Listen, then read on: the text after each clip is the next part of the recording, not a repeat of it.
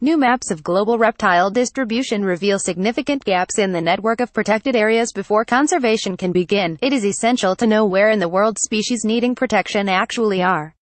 While there may be fairly comprehensive distribution maps already in existence to cover many of the world's birds, mammals and other tetrapods defined as four-limbed animals, as well as their descendants such as whales and snakes, there has been a distinct lack of knowledge gathered about the many reptile species which inhabit the planet.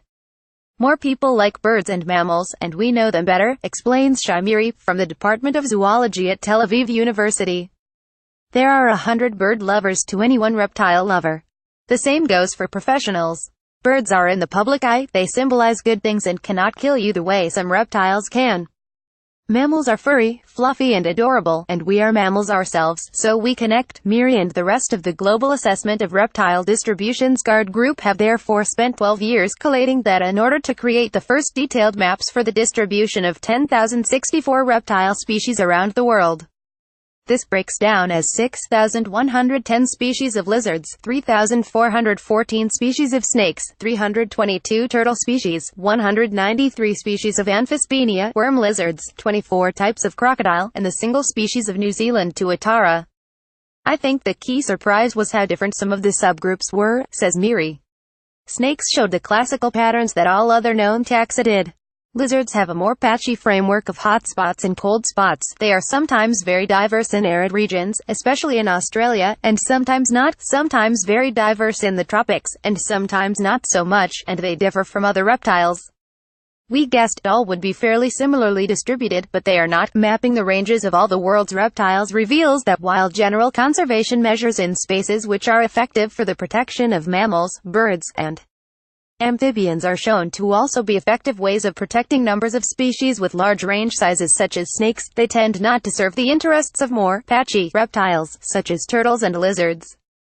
Turtles in particular have a range far outside the norm, with hotspots in the southern states of the US and Bangladesh, while populations of other tetrapods are generally found in highest concentrations across South America and sub-Saharan Africa. Once we realized this was the case, we went ahead to identify the gaps in current conservation priorities that would give the best return on investment for the protection of reptiles, together with the other groups, explains Uri Roll, from the Matrani Department of Desert Ecology at Ben-Gurion University of the Negev, another member of the Guard Group.